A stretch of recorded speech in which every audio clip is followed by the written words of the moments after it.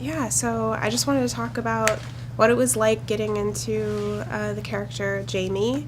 How was it playing pre and post-war Jamie? Because he's just, beforehand, he's very much, he's this aspiring thespian, and he's very light, kind of a good time Charlie, and then afterward, he's, a ship of his former self. Ghost, yeah. I'd kind of, I'd had ways to relate either with my own experiences or with the experiences that my family went through, my grandfathers and father.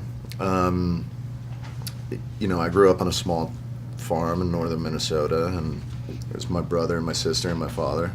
He was my older brother and my father, so we all kind of raised the land, and ultimately I left to pursue acting, even though when I did leave, I didn't know that it's what it was going to be.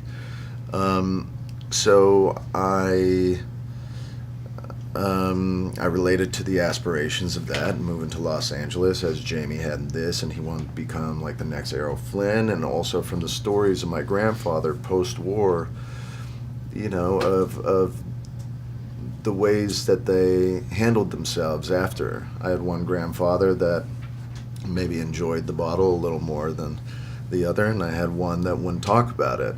And so there's forms of Jamie in this where he doesn't care to talk about it within his family, because they were both soldiers as well, and and he endured a lot more than they had, and so he chose to keep silent.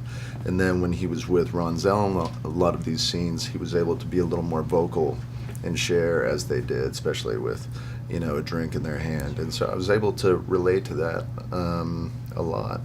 Yeah. Speaking of Ronzel, can you kind of expand on the differences in brotherhood? Is he, after the war, is Ronzel arguably even more of a brother than Henry? My own blood brother. Yeah, because Jamie had left and sort of never wanted to return. He never wanted to take over the farm. He was always ridiculed by his father, and his brother would try and stick up for him a little bit, but that didn't seem to be enough. These two guys, when they come back, when Ronzel and Jamie come back from the war, they should be heroes, and there should be a parade for them in the street. And come to find that Ronzel can't even walk through the front door of the grocery store. So he understands that, but also in the war, you come to find that Jamie's character was saved by an African-American pilot when all the other men in his plane were shot down, so his life was spared by a black man. And so he and his family probably never experienced this, and he might have been the first one in his family too, and especially in this sort of Mississippi Delta post-World War II era, this wasn't a relationship.